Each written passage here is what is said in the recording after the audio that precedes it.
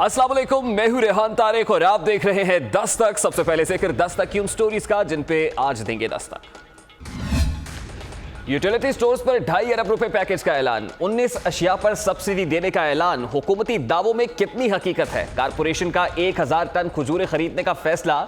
रमजान के बाद खजूरों की खरीदारी किसको फायदा पहुंचाने के लिए की जा रही है?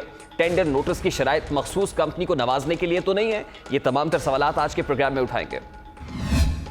कोरोना वायरस दुनिया भर में मौशी सरगर्मियां मुंजमद। पाकिस्तान स्टॉक एक्सचेंज में तेजी, रुपए की कदर में इजाफा। क्या पाकिस्तानी मईशत बेहतरी की जानिब गामजन है? और टीम 10 तक की कोशिशें रंग ले आई। बैरून मुल्क पाकिस्तानियों को वतन वापस लाने की तैयारियां। क्या पाकिस्तान में बेरोजगारों का बड़ा रेला आने वाला है? मीर रियासत मोहतरम वजीर आजम इस्लामी जमहूरिया पाकिस्तान इमरान खान पाकिस्तान में करप्शन के खात्मे का नारा लेकर कुर्सी इक्तदार पर बराजमान हुए। उन्होंने आवाम को बताया कि सियासतदान कौम का पैसा लूटते हैं। मीर रियासत के इस नारे का कौम ने भरपूर साथ दिया और बिलाखिर उनकी पार्टी करप्शन के खात्मे के लिए इक्तदार में आ गई। वजीर आजम इस नारे में किस हद तक कामयाब हुए, इस बारे में तो प्रोग्राम के अगले हिस्से में चलकर बात करेंगे। पहले हम आपको वजीर आजम की चाट सुनवाते हैं कि वो माजी में क्या कहते रहे। हर जिले के अंदर जो बड़े बड़े बदमाश हैं उनको पकड़े, छोटों को ना, बड़ों को पकड़े।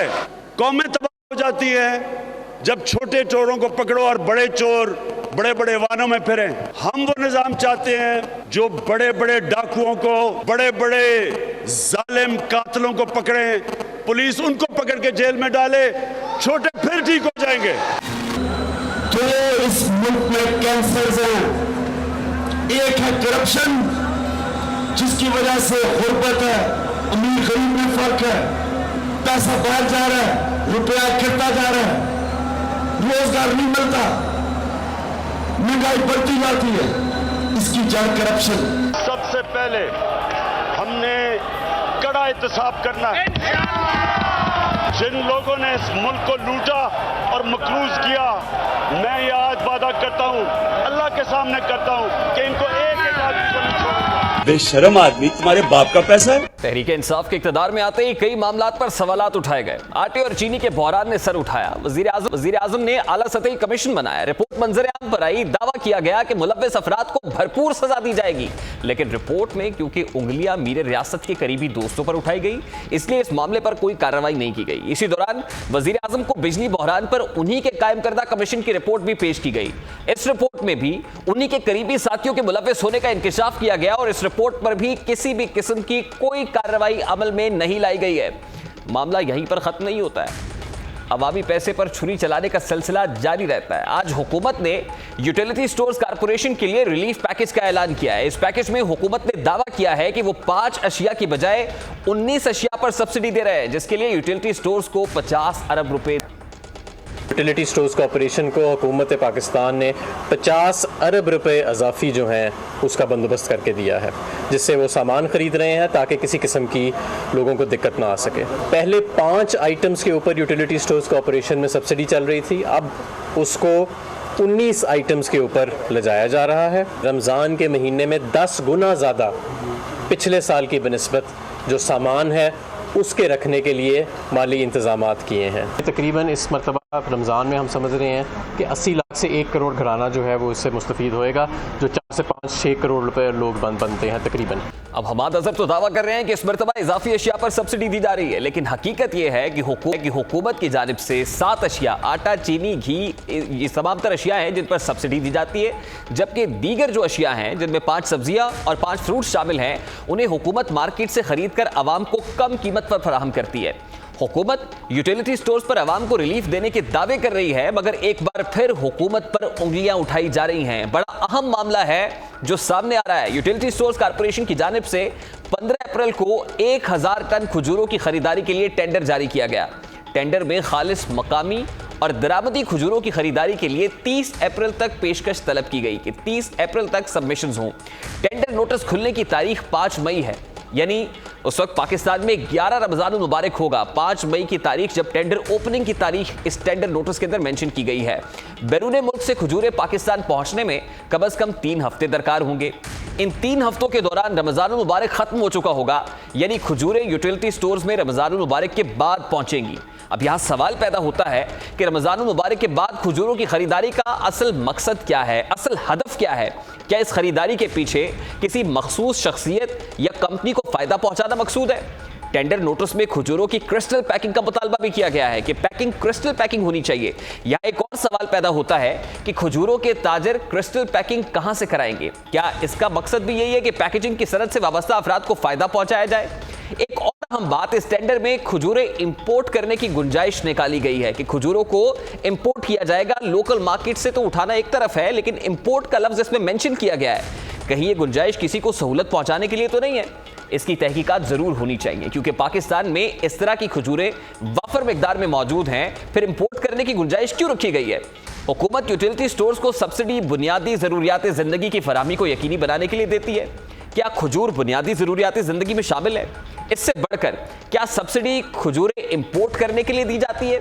यकीनन ऐसा नहीं है। हुकूमत सब्सिडी पर पुरतायुश अशिया के लिए हरगिज नहीं देती है। फिर यूटिलिटी स्टोर्स कॉर्पोरेशन ने कैसे सब्सिडी से खजूरें इंपोर्ट करने का फैसला किया है? सवाल यह भी पैदा होता है कि वो तबका जो आटा, दाल, चीनी समेत दीगर चीजें खरीदने में मुश्किल का सामना करना पड़ता है, जिसको वो इंपोर्टेड खजूरें कैसे खरीद सकता है? क्या आटे, चीनी और बिजली स्कैंडल के बाद खजूरों की दरामद का स्कैंडल भी तैयार किया जा रहा है? एक और स्कैंडल सर उठा रहा है। Chairman utility stores corporation Zulfikar Khan खुद खजूर के कारोबार और पैकेजिंग की सनत से वाबस्ता है। उन पर इल्जाम है कि उनकी अपनी, क्योंकि इसकी पैकेजिंग इंडस्ट्री है और खजूरें बनाते हैं, तो हो सकता है कि वो अपनी कंपनी को एक टेंडर देकर नवाजना चाहते हैं। उन पर इल्जाम है कि टेंडर मुबैना तौर पर उन्हें फायदा पहुंचाने के लिए दिया गया है। यकीनन हुकूमत को इस मामले पर तहकीकात करनी चाहिए। वजीर आज़म पाकिस्तान तो करप्शन के खात्मे के दावे करते हैं, लेकिन बदउनवानी पर नजर रखने वाली आलमी इदारे ट्रांसपेरेंसी इंटरनेशनल ने दुनिया के 180 ममालिक में बदउनवानी के तासुर के बारे में सालाना फहरिस्त जारी की, जिसके मुताबिक पाकिस्तान की दर्जाबंदी में 1 पॉइंट की तनज़ुली हुई है। सवाल यह पैदा होता है कि करप्शन के खात्मे के दावों के बावजूद मुल्क में करप्शन क्यों बढ़ी? इसका जवाब भी इसी रुक गया है। ट्रांसपेरेंसी से हुकूमतों को करप्शन के लिए जो तजावीज़ दी गई हैं, जो ट्रांसपेरेंसी इंटरनेशनल की रिपोर्ट में मेंशन है, वो भी आपको बताते हैं, ताकि पाकिस्तान में करप्शन के इजाफे की असल वजह सामने आ सके। सियासत में बड़े पैसे और असर रसूख को काबू किया जाए। ये ट्रांसपेरेंसी इंटरनेशनल की रिपोर्ट में लिखा है कि अगर करप्शन को खत्म करना चाहते हैं तो फिर सियासत में बड़े पैसे और असर रसूख को काबू करना चाहिए। बजट और अवामी सहूलियात जाती मकासद और मफाद रखने वालों के हाथों में ना दी जाएं। मफादात के तसादुम और भर्तियों का तरीका तेजी से बदलना काबू किया जाए। दुनिया भर में करप्शन रोकने के लिए लॉबीज को रेगुलेट किया जाए, इलेक्टोरल साख मजबूत की जाए और फिर गलत तशहीर पर पाबंदी लगाई जाए। शहरियों को बाइख्तियार किया जाए, उनको एम्पावर किया जाए। समाजी कारकुन, निशानदेही करने वालों और जर्नलिस्ट को तहफ़्फ़ुज़ दें।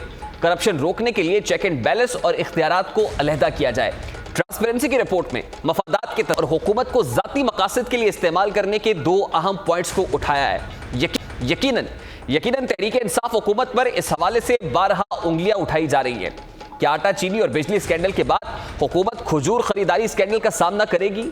खजूरों की ताखीर से खरीदारी की क्या है? इस तमाम तर मामले पर बात करेंगे। इस वक्त chairman utility stores corporation of Pakistan Zulfikar Khan हमारे साथ मौजूद हैं। बहुत बहुत शुक्रिया जुल्फिकार साहब आपके वक्त के लिए। मैं आज यूटिलिटी स्टोर्स कॉर्पोरेशन पाकिस्तान की वेबसाइट देख रहा था, तो एक टेंडर मेरी नज़रों से गुजरा है और वो टेंडर है खजूरों की खरीदारी के हवाले से। सर, मामला ये है कि 14 अप्रैल को टेंडर अनाउंसमेंट की गई है, 30 अप्रैल तक सबमिशन डेडलाइन दी गई है, जबकि इस टेंडर की ओपनिंग की जो तारीख है वो 5 मई है, यानी 11 रमज़ानुल मुबारक को ये टेंडर ओपन होगा और उसके बाद जब डिलीवर होगा, यकीनन मार्केट में आते आते रमज़ानुल मुबारक तो शायद गुजर चुका होगा, क्योंकि 3 हफ्ते तो कम से कम दरकार होंगे।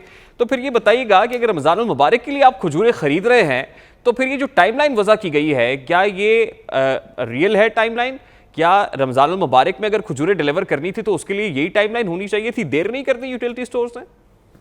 लेकिन टू बी ऑनेस्ट इस लेवल तक मैं नहीं देखता कि किसने इन्होंने टेंडर किया, क्योंकि एक टीम काम करती है। मैं कुछ स्टेटमेंट ऐसे दूं यानी इसको जो कि सही ना हो, मुझे मेरे बीइंग ए चेयरमैन मुझे एग्जैक्टली अंदाजा नहीं है कि ये जो है। लेकिन जहां तक खजूरों का थोड़ा सा हमारा मसला, जितना थोड़ा सा मेरा जो नॉलेज है मैं वो आपके साथ शेयर कर लेता हूँ, क्योंकि खजूरों की ऑलरेडी जो सप्लाईज है ऑलरेडी आ चुकी है, इस वक्त स्टोरों में मौजूद है। This is number 1। ये जो टेंडर आप बता रहे हैं मेरे, क्योंकि मैं खुद वापस, आज मेरा पहला दिन ऑफिस में है, मैं 1.5 महीने से खुद फंसा हुआ था बाहर।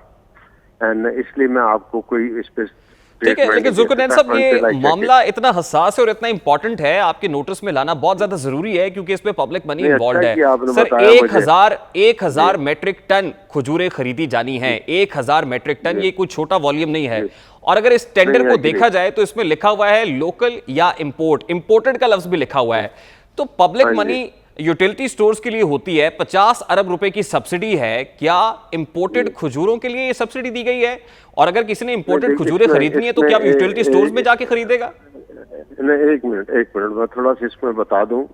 इंपोर्टेड खजूरों का इसलिए इस वक्त टेंडर में डाला गया क्योंकि पाकिस्तान मार्केट में इस वक्त खजूर अवेलेबल नहीं है, यानी सप्लाई और डिमांड, क्योंकि यूटिलिटी स्टोर तकरीबन 1500 टन खजूर रमजान के दिनों में बेचता है। मार्केट में इस वक्त जब हम खजूर जा रहे हैं लेने के लिए, खजूर अवेलेबल नहीं है, क्योंकि खजूर का देखें मौसम होता है ये आपका सितंबर अक्टूबर, एक साल लोग स्टॉक में रखते हैं, बेचते हैं और रमजान में हाईएस्ट प्राइस पे बेचते हैं।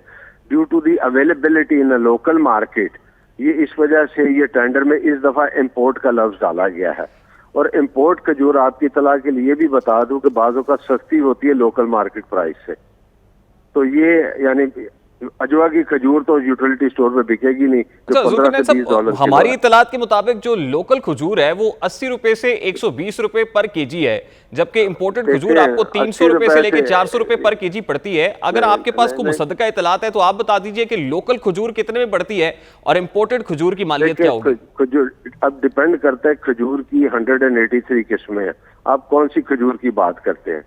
अब इसमें खजूर जैसे 80 रुपए वाली भी है, 50 रुपए वाली भी है, डिपेंड करता है खजूर की कौन सी क्वालिटी है। पाकिस्तान मार्केट में क्योंकि खजूरें मुख्तलिफ किस्म की अवेलेबल है, पार्टली बहुत कम है जो सऊदीया से आती हैं इंपोर्टेड, और उसमें ज्यादातर बेसिकली अजवा की खजूर आती है। यूटिलिटी स्टोर पे अजवा का कस्टमर आता नहीं है तो वहां बिकेगी नहीं। सर यही तो हम जानना चाह रहे हैं कि फिर उसमें इंपोर्टेड का लफ्ज क्यों इस्तेमाल किया हुआ है, अगर वहां पर यूटिलिटी स्टोर्स के अंदर कोई सऊदी अरब की खजूर इस्तेमाल नहीं करता?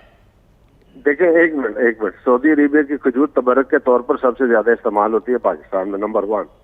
नंबर 2, जब अगर हम इम्पोर्टेड खजूर पे जाएंगे तो अब डिपेंड करता है हम लो क्वालिटीज की जो सस्ती वाली खजूर है जो इस मार्केट में बिक सकती है वही इंपोर्ट करेंगे। लेकिन मेरा जहां तक अपना ख्याल है इतना टाइम नहीं है कि सऊदी भी खजूर आ सकेगी, तो इवन लिखा भी हुआ है, I don't think anything will comes out of it. Sir आप कह रहे हैं कि पाकिस्तान में अवेलेबल नहीं है इसलिए आपको इंपोर्ट लिखना पड़ा, तो फिर आप कैसे ये कमी पूरी करेंगे? सर अवेलेबल नहीं है। देखिए क्वांटिटी मैंने जैसे आपको शुरू में कहा, क्योंकि जो डेटें लिखी है मेरे हिसाब से गलत है, ये टेंडर की डेटें नहीं होनी चाहिए। खजूर मैक्सिमम मेरे हिसाब से 15 अप्रैल तक पाकिस्तान के अंदर होनी चाहिए। ये तो अवेलेबल होनी चाहिए थी सर, लेकिन 30 अप्रैल को तो टेंडर की सबमिशन डेडलाइन है और 5 मई को जाके टेंडर ओपनिंग हो रही है। 11 रमजान मुबारक होगा सर। भाई एज ए चेयरमैन अब ये है ना कि वजीर आजम पाकिस्तान को ये भी पता हो कि मोहल्ले के अंदर पानी आ रहा है कि नहीं आ रहा, वो बड़ा मुश्किल होता है। मैं आपको सिर्फ बड़ी यानी ऑनेस्ट यानी स्टेटमेंट दे रहा हूँ, मेरे अपने नॉलेज में नहीं है ये जो टेंडर आप बता रहे हैं, आप मुझे बता रहे हैं, टू बी ऑनेस्ट मुझे खुद नहीं पता।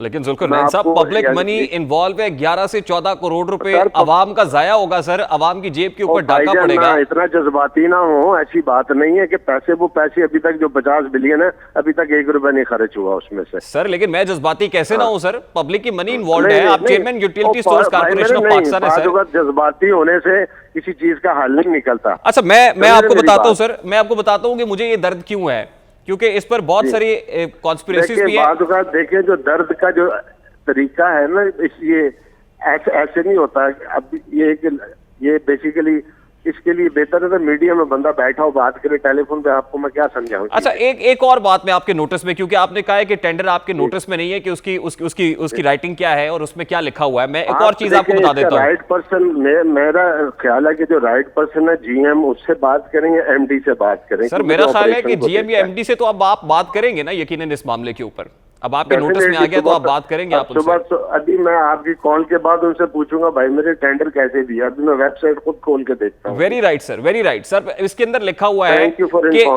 सर खजूरों की पैकिंग के हवाले से लिखा हुआ है कि क्रिस्टल पैकिंग होनी चाहिए खजूरों की। अब ये भी कोई लाजमी जुज्व है कि सब्सिडाइज खजूरें हो, सबसे पहले एक तो वो इंपोर्ट और उसके बाद क्रिस्टल पैकिंग हो, इसकी क्या वजह है? इसको समझने, इस वर्डिंग को समझने के लिए ऐसा करें। आप कहां से, कौन से शहर में आप? जी मैं इस वक्त लाहौर से बात कर रहा हूँ जी, चैनल 24। आप लाहौर से है ना, यूटिलिटी स्टोर के किसी स्टोर में जाके देखे, पैकिंग देखें, तो फिर उसके बाद लगेगा क्रिस्टल पैकिंग क्या होती है। वो क्रिस्टल वो वाला नहीं है जो अपना औरतें हाथ में पहनती हैं। क्रिस्टल क्लियर पैकिंग यानी इतने ट्रांसपेरेंट हो कि प्रोडक्ट अंदर देखी जा सके। इसके आपने अगर देखा जलाल सन से आप जब वो बेकरी की प्रोडक्ट लेते हैं तो वो जो आप पैक करके ट्रांसपेरेंट देता कहना है, चाह रहे हैं सर? It is transparent. जब आप ये लफ्ज इस्तेमाल करते हैं ना crystal, it mean it should be very very clear. बिल्कुल ठीक। तो मिल्की- इसका मतलब है कि मिल्की वहां पे होना चाहिए। ट्रांसपेरेंट लिखना चाहिए था फिर। नहीं वर्ड सही लिखा है, अंग्रेजी सही लिखी है अपना। अच्छा, अब जुल्करनैन साहब एक और मामला है सर। अब आप इसको ठीक कर दीजिएगा, तस्हीह कर दीजिएगा कि अगर रॉन्ग है ये। मुबैना तौर पर इल्ज़ाम ये लगाया जा रहा है कि Nawatul Madina dates food corporation limited जो सऊदी अरेबिया में है, क्योंकि वो आपकी कंपनी है, खजूरों का कारोबार करती है, और उसके साथ साथ जुलटेक लेबल्स जो पैकेजिंग इंडस्ट्री है, आपके पॉइंट ऑफ सेल्स के हवाले से भी आप काम करते हैं, ट्रॉलीज के हवाले से भी आपका ये ग्रुप काम करता है। तो क्या ये बात दुरुस्त है सर? जी क्या? हाँ जी दुरुस्त है। नवातुल मदीना कंपनी को आप ओन करते हैं सर? मैं नहीं ओन करता, सऊदी ग्रुप ओन करता। आपके उसमें शेयर्स हैं सर? नहीं मेरे शेयर नहीं है उसमें। जुलटेक ग्रुप सर, उसमें भी आपके शेयर्स हैं? जुलटेक का मालिक हूँ मैं खुद। बिल्कुल सर। वहां पे कोई पॉइंट ऑफ सेल्स भी है, कोई पैकेजिंग भी होती है वहां पे? और भाई मेरे पाकिस्तान की जितनी भी रिटेल मार्केट है ना, मेट्रो, ये वो सारे हमारे कस्टमर हैं। अगले सवाल का मैं जवाब दे दूं, मैं यूटिलिटी स्टोर को भी मेरी कंपनी कोई बिजनेस नहीं करती, डायरेक्टली एंड इनडायरेक्टली, इसलिए कि मैं चेयरमैन हूँ। बिल्कुल ठीक है सर, और होना भी यही चाहिए। लेकिन ये जो टेंडर है उसकी बुनियाद देखकर ये लगता है कि शायद किसी खास तबके को फायदा पहुंचाने की कोशिश की जा रही है। नहीं चक्कर होता है ना यार, मैं इसका क्या जवाब दूं आपको। चक्कर ये ना कि हमारे यहाँ ये चीजें बड़ी आम है कि जिस खास तबके को अपना, this is what I can say, अपना क्या बोलूं मैं, इसका क्या जवाब दूं मैं आपको। सर आप जो भी है वो जवाब दे सकते हैं, आप क्लियर कर सकते हैं। अगर ये गलत है तो आप तरदीद कर सकते हैं। नहीं मैंने आपको जवाब दिया ना कि जी मेरी कंपनी कोई प्रोडक्ट सप्लाई नहीं करती। अगर देख लिएगा, पता लगे तो मुझे भी बता दिएगा। सर देखिए, ट्रांसपेरेंसी इंटरनेशनल की जो रिपोर्ट इस बार आई, उसका पहला और बुनियादी नुक्ता कॉन्फ्लिक्ट ऑफ इंटरेस्ट था। क्योंकि आप यूटिलिटी स्टोर्स कॉर्पोरेशन के चेयरमैन हैं, तो ये सवाल पूछना तो बनता है सर कि इसमें कॉन्फ्लिक्ट ऑफ इंटरेस्ट तो नहीं है, इसलिए मफादात मैंने का टकराव तो नहीं हो रहा है? आपको बेटा मैंने बता दिया कि मेरी कंपनी उस यूटिलिटी स्टोर में कोई प्रोडक्ट नहीं बेचती। अगर कोई बेचती, हाँ कॉन्फ्लिक्ट ऑफ इंटरेस्ट आता है कि मैं बेचूं अगर डायरेक्टली एंड इनडायरेक्टली। मेरी कोई प्रोडक्ट यूटिलिटी स्टोर पे अवेलेबल नहीं है। और हाँ मैं पहले बेचता था जब मैं चेयरमैन नहीं था। और अभी ये जो टेंडर हुआ है सर, ये खजूरें भी आपकी कंपनी से नहीं मंगवाई जाएंगी आप कह रहे हैं, और ये आपके भाई नोटिस में मेरा नहीं? दिमाग खराब है। मेरी कंपनी से पहले है, अगर मंगवाई जाएंगी मेरी कंपनी की खजूरें ये खरीद ही नहीं सकता यूटिलिटी स्टोर। वो हाई लेवल की खजूरें जो बेचता है वो इस मार्केट में नहीं आती, वो यूरोप अमेरिका में जाती है। Utility store is even not capable to buy those kind of dates. बिल्कुल ठीक मेरी है। जो ये यूटिलिटी स्टोर ऐसा करे तो नवातुल मदीना की वेबसाइट पे जाए, वहाँ $20 से सस्ती कोई खजूर नहीं है। कौन खरीदेगा $20 की खजूर? नहीं, लेकिन आप तो कह रहे हैं कि यूटिलिटी नवातुल स्टोर पे? मदीना से तो आपका कोई लिंक ही नहीं है सर, वो तो सऊदी ग्रुप ओन नहीं, करता है मैं उसको। अलग से मेरा लिंक है, मैं ये आपको बता देता हूँ। नहीं, ठीक पहले है, तो अलग से क्लियर कर मेरा ले सर कि लिंक है। आपका लिंक है या नहीं है। मैं कहता जी अलग से मेरा लिंक है, मिसाल है। नहीं, है तो भाई या नहीं मेरे है सर, जाके आप तो पहले बता ऐसा सकते हैं करो, ना। देखो मेरी बात सुनो। हेलो भाई मिस्टर मीडिया, आप जब किसी चीज की सवाल करते हैं पहले उसको इन्वेस्टिगेट करके पूरा अंडरस्टैंड। जुल्करनैन साहब, मेरा नाम रेहान तारिक है, चैनल 24 प्रोग्राम 10 तक को होस्ट कर रहा हूं, आप मुझे मुखातिब कर सकते हैं। हाँ जी रेहान, मैं नहीं आपको जानता, नाम है मेरी पहली आपसे कन्वर्सेशन है। आपका माशाल्लाह काफी अग्रेसिव स्टाइल है। आपका चैनल नंबर कितना, मैंने टीवी लगा के तो देखूं। देखिए, मैं तो बड़े तहम्मुल से देख लूं मैं तो बड़े तहम्मुल से बात कर रहा हूं सर। अगर आप तो फायर पे फायर किए जा रहे हैं। नहीं, अगर मेरी इंफॉर्मेशन गलत है सर, अगर मेरा इंफॉर्मेशन गलत है तो आप तरदीद कर सकते हैं। नहीं देखिए मेरी बात सुने, वेरी सिंपल। तो ये कि मेरी मुझे एक चीज बताएं, अगर लेट्स से अब यहाँ दो चीजें हैं। ये जो टेंडर आपने कहा कि जी आपकी कंपनी के लिए बनाया गया है, ठीक है ना, आप बेसिकली इस तरह से बात करने से पहले सोचे कि यार ये वाकई ये बंदा एक खजूरे बेचेगा यहाँ पे आके, मेरा दिमाग खराब है। देखिए, मैंने ये नहीं कहा कि आपकी कंपनी के लिए, मैंने तो कहा जी इल्जाम है। अगर आप समझते हैं कि गलत बात है तो आप तरदीद कर दें। बात सुने, चक्कर ये है कि वो आटा गूंदी हिलनी क्यों में इल्जाम लगाना, जो यानी पाकिस्तान में तो बड़ी आम सी चीज है ना, क्योंकि इसके ऊपर कोई अकाउंटेबिलिटी नहीं है। आगे 1.8 मिलियन केस है, जिसका जो चाहे बक दे। इसमें कोई ठीक बात नहीं, आप ये तरदीद कर रहे हैं आप इसकी? किस चीज की तरदीद कर रहे हैं? कि नवातुल मदीना एक तो आपका ग्रुप नहीं है, इस कंपनी से आपका कोई ताल्लुक नहीं है, और ये टेंडर आपकी कंपनी को नवाजने के लिए नहीं हुआ है? यार मेरी बात ये पूछने वाली बात है, देखो नवाजा तो तब जाना कि देखिए टेंडर जो जी अपना अगर मेरी कंपनी मिसाल है, अगर है दिया गया जी आपको टेंडर दिया गया, आपके लिए किया गया, तो बात खत्म हो जाती है। आप इसको इन्वेस्टिगेट करेंगे कि ये जो टाइमलाइन वजह की गई है और फिर इसमें इंपोर्ट का लफ्ज इस्तेमाल किया और दीगर, आप इसको इन्वेस्टिगेट करेंगे?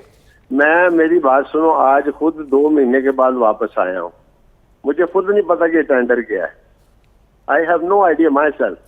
आप जो बात कर रहे हैं मुझे खुद नहीं पता। लेकिन being responsible chairman of utility stores of corporation, नहीं भाई ऐसा नहीं होता। आपको करना तो चाहिए ना सर, इसकी तहकीक ये आपको करनी मतलब नहीं है कि आप एक इदारे की आप हर चीज आपने करनी है। It is not possible. 14,000 employee है। It is not, and I am not responsible for the operation my dear. लेकिन सर अगर आपकी नाक के नीचे करप्शन हो रही होगी या चीजें ठीक नहीं हो रही होंगी तो उसकी तस्दीक तो आपका फर्ज है ना। ये बताओ कि कहाँ, यहाँ तो कोई करप्शन का केस अगर आपके पास हो तो मुझसे बात करें ना आप। सर क्या 11 से 14 करोड़ रुपए जाया हो जाने के बाद हम कोई इन्वेस्टिगेशन का इंतजार करेंगे? क्या जरूरी नहीं कि पहले अगर मामला अगर खराब हो रहे हैं, दुरुस्त वक्त में नहीं जा रहे, तो हम उसको इन्वेस्टिगेट करें? This conversation which we are going, it's useless for me to discuss you. Thank you very much. Ji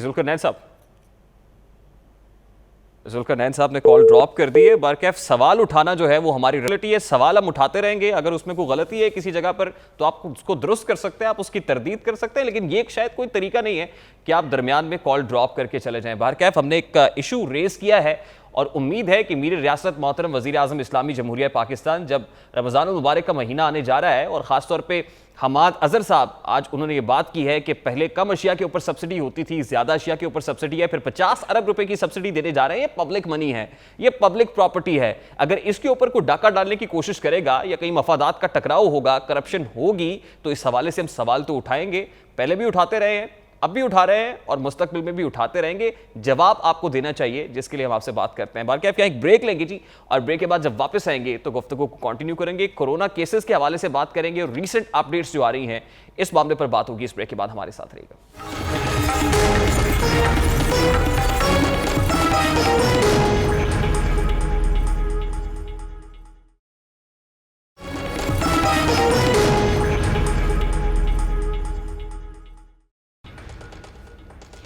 welcome back. दुनिया भर में लाखों अफराद को मुतासर और हलाक करने वाले मोहलिक नोवल कोरोना वायरस का पाकिस्तान में भी फैलाव बढ़ रहा है और रोज नए केसेस और अमवात सामने आ रही हैं। आज आने वाले नए केसेस के बाद मुल्क में मुतासरीन की मजमूई तादाद 7,379 हो गई है, जबकि अमवात 137 तक जा पहुंची है। गुज़श्ता 2 रोज से मुल्क में अमवात की शरह में अचानक बहुत ज्यादा इजाफा देखा गया है और एक रोज में 17 अमवात तक रिकॉर्ड की गई हैं, जो पाकिस्तान में कोरोना वायरस से एक रोज मरने वालों की रिकॉर्ड तादाद है। इसी तरह केसेस में भी इजाफा हुआ है, जिसकी एक वजह टेस्ट में इजाफे को भी बताया जा रहा है।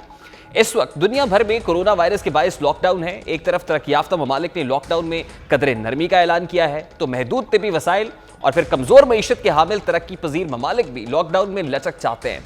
लेकिन आलमी इदारों ने खुसूसन मशरक़ वस्ता के ममालिक को इस हवाले से खबरदार किया है। अमेरिका की मिसाल ले लें, यहाँ 3 फेजेस में माशी सरगर्मियों को खोलने का ऐलान किया गया है। पाकिस्तान में सिंध के अलावा दीगर सूबों और विफाक में लॉकडाउन में नरमी की गई है, लेकिन यूनिवर्सिटी ऑफ हांगकांग की रिसर्च के मुताबिक जिन ममालिक में लॉकडाउन में नरमी की गई है, वहां कोरोना वायरस के मरीजों की तादाद में फिर से इजाफा देखा जा रहा है। गैर मुल्की खबर रसा इदारे ने वुहान में अमवात की शरह बढ़ने का इंकशाफ भी किया है। चीनी हुक्काम के मुताबिक गुज़श्ता कुछ माह के डेटा की दोबारा जांच की गई है, जिसके बाद वुहान में होने वाली अमवात में मजीद 1,290 हलाकतों का इजाफा रिकॉर्ड किया गया है, जिसके बाद सूबे में मजमूई अमवात 3,896 जबकि मुल्की सतह पर 4,600 से जायद हो गई हैं। अब यहाँ सवाल पैदा होता है कि पाकिस्तान में लॉकडाउन में नरमी की बातें की जा रही हैं, क्या ये नरमी मजीद इजाफे का बायस बनेगी?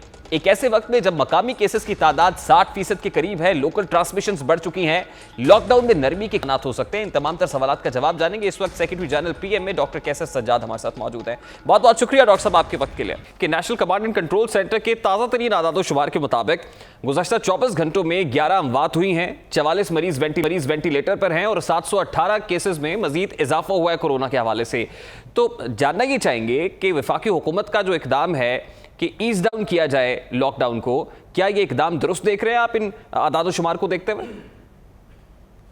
जी देखिए, बहुत शुक्रिया। मैं हमारा जो मौका पाकिस्तान मेडिकल एसोसिएशन का है और शुरू दिन से है कि आप लॉकडाउन करें और एक स्ट्रिक्ट लॉकडाउन करें, और उससे ये होगा कि आपको बार बार लॉकडाउन नहीं करना पड़ेगा। अगर आप एक दफ़ा 14 दिन के लिए अच्छी तरीके से लॉकडाउन कर लें और उसके बाद ज़्यादा से ज़्यादा दूसरी दफ़ा कर लें तो आपको इतनी परेशानी नहीं होगी, इतने केसेस नहीं होंगे।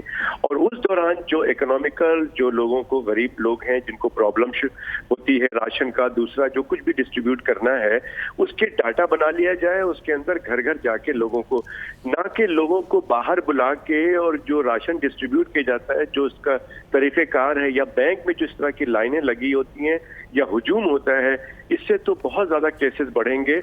मैं समझता हूँ कि ये लॉकडाउन का मजाक हो रहा है, लॉकडाउन भी किया जा रहा है, लेकिन उसको जो गोल हासिल करना है, मैं नहीं समझता कि वो आप हासिल करेंगे, बल्कि the number of cases will increase day by day and that will be a very very problematic. ठीक है डॉक्टर साहब, पाकिस्तान के लिए जो ब्लेसिंग करार दी जा रही है वो मोर्टेलिटी रेट को करार दिया जा रहा था। वज़ीर आज़म पाकिस्तान भी ये कह चुके कि जो हम एक्सपेक्ट कर रहे थे उतनी मोर्टेलिटीज नहीं हुई हैं, लेकिन हमने देखा कि एक रोज पहले 17 अमवात हुई, जो बहुत बड़ा टॉल था एक दिन के अंदर। अब कल का डेटा ये है 24 घंटों के अंदर तकरीबन 11 अमवात हो गई हैं। आप क्या प्रेडिक्ट कर रहे हैं, या कोई प्रेडिक्टिव मॉडल ऐसा जो सरकार के पास हो कि आने वाले कुछ चंद दिनों के अंदर कितनी मोर्टेलिटीज जो है एक्सपेक्टेड है, कितने लोग जो है खुदा ना खास्ता कोरोना से जान की बाजी हार सकता है? देखिए, ये बहुत इंपॉर्टेंट सवाल है आपका, और हमारी तशवीश भी यही है कि हम अगर सिर्फ यही इस बात पे हम खुश होते रहें कि हमारे पास इतनी अमवात या मोर्टेलिटी रेट हमारी नहीं है दूसरों के कंपैरिजन में, दूसरे ममालिक के कंपैरिजन में, तो मैं समझता हूं कि हम गलती पे हैं। उसकी वजह यह है कि आपने अभी खुद कहा है कि डे बिफोर यस्टरडे हम 17 केसेस थे, फिर 11 केसेस अमवात हो रहे हैं। ये अमवात का रेशियो बढ़ता जा रहा है, और दुनिया में अगर हम दुनिया से नहीं सीख रहे हैं तो हम बहुत बड़ी गलती कर रहे हैं। दुनिया का भी इसी तरह का पैटर्न चल रहा था कि जिन लोगों ने अपने आप को यही समझा कि कुछ भी नहीं है, ये ठीक हो जाएगा, उनकी अमवात उनके बढ़ते रहे, 600 700 इस तरह से होते 1000 और 2-2 हजार लोग एक दिन में मर रहे हैं। हमें देखिए, मरने की तो बात की फिक्र करनी चाहिए। हम ये समझते हैं कि हमारे पास लोग ज्यादा से ज्यादा कोरोना वायरस में मुब्तला ना हो, जितने लोग ज्यादा मुब्तला होंगे उतने ही ज्यादा हमारे पास चांसेस ऑफ डेथ बढ़ जाएंगे। नंबर 1। नंबर 2 बात यह है कि आपने अभी तक 85,000, मैंने अभी थोड़ी देर पहले जो गवर्नमेंट का बयान सुना है कि 85,000 लोगों के टेस्ट अभी कर पाए हैं आप पूरे पाकिस्तान में, जबकि बालिग लोगों की जो तादाद है वो अप्रॉक्सीमेटली 5 करोड़ से ज्यादा है। अब 5 करोड़ लोगों में अगर हम लेते हैं तो 85,000 यानी कि 4 करोड़ 99 लाख और 20,000 लोगों के तो टेस्ट ही नहीं हुए। आपको पता ही नहीं कि जो लोग घूम रहे हैं, जो लोग बिल्कुल ठीक कह रहे हैं डॉक्टर साहब, हमारे यहाँ उतनी मिकदार के अंदर टेस्ट भी नहीं हो सके हैं, मैसिव टेस्टिंग की तरफ हम नहीं गए हैं, और हुकूमत के लॉकडाउन में नरमी के फैसले के बाद एक आम आदमी का ये तासुर है कि शायद हमारे यहाँ वो खतरा नहीं है, या हम कोरोना का जो एक बहुत बड़ा चैलेंज था वो अब बाकी नहीं रहा है, जिसकी वजह से लोग ज्यादा इसको संजीदगी से नहीं ले रहे हैं, ज्यादा जो है वो ईजी हो गए हैं इस तमाम तर सिचुएशन को लेते हुए। तो आम पब्लिक के लिए आपका क्या मैसेज है इस तमाम तर मामले को देखते हुए? देखिए, मैं समझता हूं कि लोग भी इजी ले रहे हैं और हमारी सरकार भी इजी ले रही है। दोनों के लिए मेरी दरख्वास्त है मुअद्दबाना कि खुदारा इसकी स्ट्रेटजी बनाएं। आप दूसरे लोगों से देखें, चाइना के वुहान सिटी का मॉडल आपके पास है, उससे सीखें कि जिन जिन लोगों ने लॉकडाउन प्रॉपर किया, साउथ कोरिया, चाइना, जर्मनी, जिन जिन लोगों ने प्रॉपर लॉकडाउन किया वो आज निकलते जा रहे हैं इस बीमारी के चुंगल से। लेकिन अगर हम इसको जितना इजी ले रहे हैं, अगर हम इसी तरह इजी लेते रहे तो मैं समझता हूं कि खुदा ना खास्ता हम किसी बड़ी मुसीबत में ना फंस जाएं। हमारे पास जो हेल्थ का इंफ्रास्ट्रक्चर है वो बहुत कमजोर है, हमारे पास डॉक्टर्स नहीं है। जैसे जैसे मरीज का बर्डन बढ़ेगा, डॉक्टर्स के पास लोड बढ़ेगा, और आपको पता है कि डॉक्टर्स खुद अब इन्फेक्टेड होते चले जा रहे हैं। डॉक्टर्स के पास वो हथियार मौजूद नहीं है, आपने उनको हथियार फराहम नहीं किया है जिसका नाम है PPE। तो डॉक्टर निहत्ते इस वायरस से जंग लड़ रहे हैं। मैं समझता हूं कि ये बहुत खराब एक स्ट्रेटजी बन रही है हमारे यहाँ। हमें डॉक्टर को मजबूत करें और साथ ही साथ नंबर ऑफ केसेस को डिक्रीज करें ताकि हम ये जंग आसानी से लड़ सकें। हमने एक तरफ लॉकडाउन को ढीला छोड़ दिया है, लूज कर दिया है, रिलैक्स कर दिया है, और दूसरी तरफ जो है हमारे पास किट्स मौजूद नहीं है, हम लोगों की टेस्ट नहीं कर रहे हैं, और तीसरी तरफ डॉक्टर्स जो कि लड़ाई लड़ रहे हैं, पैरामेडिक्स, नर्सेज ये लड़ाई लड़ रहे हैं, वो निहत्तर बॉर्डर पे खड़े हुए हैं। ये मुझे समझ में नहीं आ रही है, और मैं समझता हूँ कि इसको गौर करना पड़ेगा हुक्मरानों को भी, और आवाम से मैं हाथ जोड़ कर अपील करता हूँ कि खुदारा ये बीमारी एक हकीकत है। इस बीमारी में पूरे दुनिया के लोग प्रॉब्लम में फंसे हुए हैं, और वो लोग ज्यादा फंसे हुए हैं जो आपकी तरह इस बीमारी को बहुत मामूली समझ रहे हैं। तो खुदारा अपने घर वालों की, अपने महल्ले की, अपने रिश्तेदारों की जान की हिफाजत कीजिए, अपनी हिफाजत कीजिए, इस बीमारी के फैलाव को रोकिए। इसका सिर्फ और सिर्फ इलाज जो है वो एहतियात है। ठीक है, बहुत बहुत शुक्रिया डॉक्टर साहब आपका। डॉक्टर कैसर सज्जाद हमारे साथ मौजूद थे। गुफ्तगू आपने सुनी। एक जानिब आलमी मईशत मुसलसल गिर रही है, वहीं पाकिस्तानी मईशत में इस्तेहकाम देखा जा रहा है। माशी आशारिये मस्बत सम्त में दिखाई देते हैं। आज स्टॉक मार्केट में 16 माह बाद पहली मर्तबा तेजी देखी गई है, जबकि रुपए की कीमत में मामूली इजाफा भी हुआ है। सवाल पैदा होता है कि क्या कोरोना पाकिस्तानी मईशत के लिए फायदेमंद साबित हो रहा है? क्या ये ब्लेसिंग इन डिस्गाइज साबित हो रहा है? क्योंकि हुकूमती वज़रा कोरोना से पहले मईशत की तबाही का एतराफ भी करता है। सो लकीली कोई IMF वर्ल्ड बैंक ने बेहतरी का सबूत दिया, वरना तो हम ऑलमोस्ट डिफॉल्ट हो गए थे जी।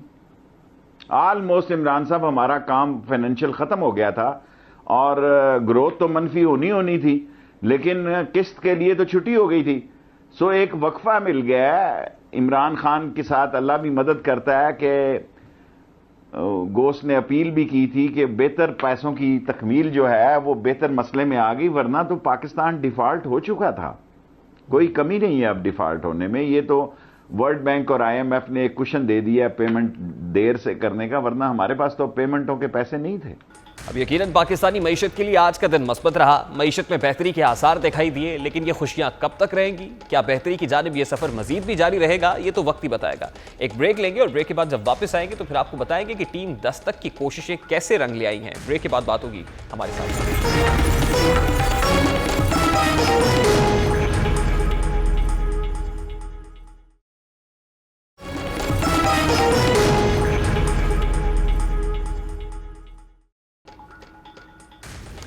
Welcome back. कोरोना वायरस के दौरान दुनिया गैर यकीनी सूरत हाल का शिकार है। इस सूरत हाल से बैरून मुल्क मुकीम पाकिस्तानी शदीद मुतासर हुए।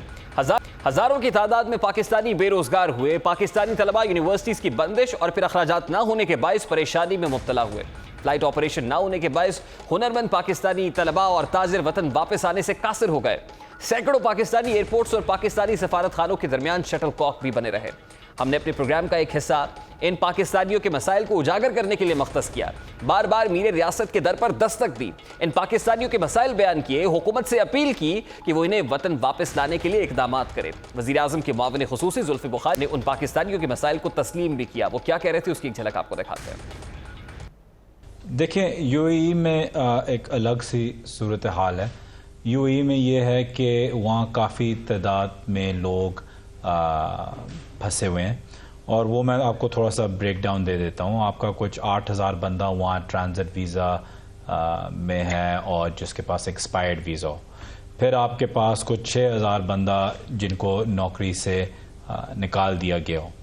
तो ये जो ये हैं आपकी इमीडिएट कुछ 15000 जो आपका इमीडिएट अफेक्टेड है वहाँ लोग। फिर आपके पास और लोग हैं जिनको शॉर्ट ब्रेक पे, जिनको सबैटिकल या निकाला नहीं गया लेकिन उनको लीव दी गई है। कई को रिड्यूस्ड सैलरी पे, कई को किसी सैलरी पे नहीं, वो सेकंड टियर पे आते हैं। तो जो आपका फर्स्ट टियर जो सबसे ज़्यादा अफेक्टेड है वो कुछ 14-15 हज़ार लोग हैं। ज़ाहिरी बात है, इसमें दो चीज़ें जो आप कह रही हैं सोशल मीडिया के हवाले से कि एम्बेसीज़ भी, CWAs सब वहाँ मेहनत कर रहे हैं, लेकिन UAE में, जो दुबई में इन पर्टिकुलर, वहाँ कर्फ्यू लगा हुआ है। आज मुआविन खुसूसी मोईद यूसुफ और जुल्फी बुखारी की ज़ेर सदारत इजलास हुआ। इजलास में फैसला किया गया कि 20 अप्रैल से हर हफ्ते 6000 से ज्यादा पाकिस्तानियों को वतन वापस लाने की तैयारी कर ली गई है। वहां जो पाकिस्तानी फंसे हुए हैं उनको वतन वापस लाया जाएगा। उसके लिए फ्लाइट ऑपरेशन शुरू करने का फैसला हुआ और पाकिस्तानी सफारत खानों को हिदायत भी जारी की गई है कि पाकिस्तानी शहरियों की हर बुनियादी जरूरियात पूरी करें। यकीनन यह हुकूमत का एक बेहतरीन फैसला है, मगर यहां सवाल पैदा होता है कि हुकूमत रोजगार से महरूम पाकिस्तानियों के लिए क्या इकदाम करेगी।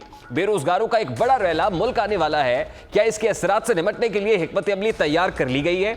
बैरून मुल्क मुकीम पाकिस्तानी तलबा के मुस्तकबिल के लिए क्या हिकमत अमली, क्या लाहेअमल तैयार किया गया है? क्या बैरून मुल्क मुकीम पाकिस्तानी बिजनेसमैन को सहूलियात देने के लिए कोई पैकेज तैयार किया जाएगा? क्या सफारती असर और रसूख इस्तेमाल करके पाकिस्तानी वर्कर्स के रोजगार का तहफ़्फ़ुज़ किया जाएगा? यकीनन मीर रियासत और उनके मुआविनीन ईरान को इस बारे में सोचना होगा। ये तो था आज का दस्तक। आपसे मुलाकात होगी अगले हफ्ते। अपना रखिएगा ख्याल। अल्लाह हाफ़िज़।